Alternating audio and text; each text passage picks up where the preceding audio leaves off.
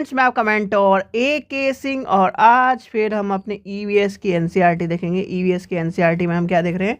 EVS NCERT summary देख रहे हैं और आज हम देखेंगे, यानी 19 चैप्टर तक हम कवर कर लिए हैं। आज हम देखेंगे 20 चैप्टर तक। और जो EVS की NCERT है, EVS की NCERT कहीं ना कहीं आपके जो आप जब समरी देख रहे हो, प्रीवियस ईयर के जब पेपर हो, यानी ओल्ड पेपर को जब आप सोल्व कर रहे होगे तो आपको क्या करना है, यानी जो 15 नंबर की जो NCERT आती है उसमें आपको क्वेश्चन मिल रहे होंगे, तो इसलिए EVS की NCERT पढ़ना ज़रूरी है। तो चलिए आज हम देखते हैं EVS की NCERT, यानी कि EVS की NCERT ये सारे चैप्टर आपको करा दिए गए हैं। आप प्लेलिस्ट में क्या क्लास 4th की NCERT में जाकर देख सकते हैं, तो वहाँ पर आपको मिल जाएगी। अगर कोई साइंस का स्टूडेंट है तो वहाँ पर अगर पेपर 2 वाला वही हो तो वो भी देख सकता है। चलिए आज हम पढ़ेंगे नेक्स्ट चैप्टर, यानी कि मिलकर खाएं आपका चैप्टर है। तो इसमें क्या बताया गया, इस पार्ट में आसाम के बिहू के त्यौहार के बारे में, यानी त्योहारों के बारे में बताया गया। तो बिहू का जो त्यौहार है वो कहाँ मनाया जाता है, इससे ज़्यादा क्वेश्चन पूछा जाता है, तो आपको पता होना चाहिए आसाम में मनाया जाता है। बिहू का पूरा नाम क्या है? बिहू का नाम जो है, अब बच्चों को बिहू का नाम नहीं पता, जैसे पूछा जाता है कि निम्न में से अगर कभी भी क्वेश्चन, यानी कि एक तरह से मान के लिए एग्जामिनर को क्वेश्चन को बढ़ाना है, और यानी क्वेश्चन हो गए उसके पास, मान लीजिए 300 हो गए और चाहिए उसे 185, तो क्या करेगा, यानी जो एक जैसे क्वेश्चन हो गए, जैसे मान लीजिए ऐसा होता है कभी भी पेपर जो सेटर होता है, तो वो ऐसा नहीं होता कि क्या नाम, ये मान लीजिए जैसे CBSE पेपर करा रही है, तो CBSE खुद पेपर नहीं बनाती, वो कहती है टीचर को कहती है कि आप भी पेपर बना के दे दो, ये पेपर बना के दे दो। मैं 10 जगह से उसने पेपर मंगा लिया, तो 10 जगह से 2 पेपर सेलेक्ट हुए, तो 2 मतलब 300 नंबर, 300 क्वेश्चन हो गए। अब जो 300 में सेम होंगे उसमें से कर देगा इस तरह। तो इस तरह कभी कभी इस तरह बनता है पेपर।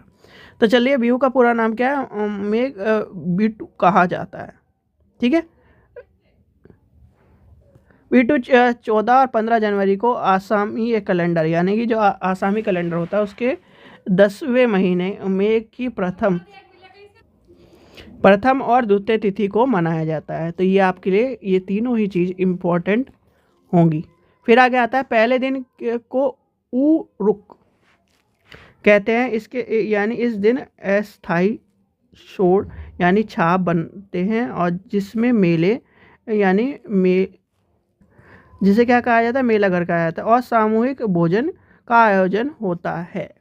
चलिए आगे चलते हैं। इसके बाद आता है 12 आसाम में खाए जाने वाला चावलों की एक किस्म है जो पकने के बाद चिपचिपे हो जाते हैं। आपने देखा होगा कि जो ब्लैक राइस का कॉन्सेप्ट है वो कहाँ पर है, यानी कि ब्लैक राइस का कॉन्सेप्ट एक ही बार पूछा गया है, आपको वो ही पता होना चाहिए कि ब्लैक राइस वाला पर आता है।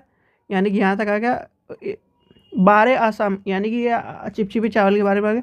मिड डे मील की शुरुआत 15 अगस्त 1995 को केंद्रीय परियोजना स्कीम के रूप में शुरू हुई थी। मिड डे मील यानी कक्षा क्या होता है, 1 से 8 तक के बच्चों को यानी कि गर्म खाना, पका हुआ खाना मुफ्त में सरकार देती है, ठीक है बच्चों। तो ये क्या है, कहीं ना कहीं आपके लिए ये चैप्टर में जो चीज़ इंपॉर्टेंट है, ये जो चैप्टर है ये वाला यहाँ तक का, यानी ऊपर के 3 तो इम्पोर्टेंट ही मान के चलिए, ये तो कभी कभार पूछे जाते हैं, ठीक है। नहीं तो और ये पूछा गया क्वेश्चन है, 2 बार क्वेश्चन पूछा गया, CBT एग्जाम में क्वेश्चन पूछा गया, यानी कि जब आपके कंप्यूटर बेस्ड एग्जाम हुए थे, और नंबर में भी पूछा गया है। जो स्टेट टेट है उसमें तो कई बार पूछा गया, तो इस चीज़ का ध्यान रखना, ठीक है बच्चों। आशा करता हूँ आपको वीडियो पसंद आई। वीडियो पसंद आए तो लाइक करें, चैनल को सब्सक्राइब करें, वीडियो को ज़्यादा से शेयर करें, और प्रीवियस ईयर के पेपर जरूर करें, जिससे और आज आपको रितु मैडम भी प्रीवियस ईयर के पेपर पर कराएंगी, तो उससे भी जाकर देखिए। चलिए, थैंक यू।